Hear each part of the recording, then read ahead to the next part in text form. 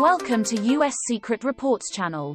A Russian Su-35 fighter jet was involved in an accident with the danger of crashing today, while mutual hard moves and troop shipments continued. The cause of this accident is being investigated, but it is reported that there may be a US attack. The near crash of a Russian Su-35 plane today brought up an electronic attack. Russian experts state that the plane crashed with a system malfunction as a result of a possible electronic attack by the United States. In addition, in December 2021, a Russian Su-34 fighter plane crashed near the Saratov region on its way to the Ukrainian border, and the reason for this crash could not be found exactly. It seems clear that the reason why the Russian planes crashed like this was an attack rather than an accident. With the moves made by Russia in Belarus, it has declared openly that it will now enter Ukraine. The statements of Russian Foreign Minister Lavrov yesterday were also very harsh. Lavrov, who openly threatened the USA and NATO, announced that Russia could not withstand this tension any longer and that they could carry out an attack at any time. Russia has also deployed thousands of new troops and many ballistic missiles and air defense systems, as well as warplanes, to Belarus. Russia declared military action against NATO in the face of NATO's harsh statements and moves.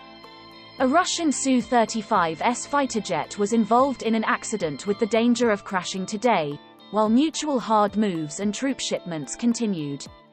The cause of this accident is being investigated, but it is reported that there may be a US attack. The near crash of a Russian Su-35 plane today brought up an electronic attack. Russian experts state that the plane crashed with a system malfunction as a result of a possible electronic attack by the United States. Although US and NATO leadership have both expressed a strong desire for a diplomatic path forward, more aggressive options to support Ukrainian sovereignty against Russian aggression, including major trade restrictions, are reportedly on the table. Russian President Vladimir Putin has adopted an increasingly bellicose posture toward Europe and the West, particularly over the past several months. Among other actions, an increasing number of Russian troops, about 100,000 at present, according to the New York Times, have been stationed along Russia's border with Ukraine, possibly in preparation for a major offensive. After a virtual meeting Friday of foreign ministers from its member states, NATO promised a coherent response to protect Ukrainian sovereignty, and Secretary-General Jens Stoltenberg insisted in a statement Friday that the alliance is committed to a diplomatic approach with Russia. Russia's aggressive actions seriously undermine the security order in Europe, he said.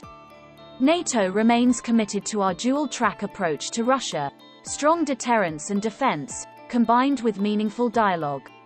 But should NATO's present tack, and next week's talks, fail to deter Russia from action against Ukraine, Stoltenberg has signaled that NATO is prepared to pursue more aggressive options.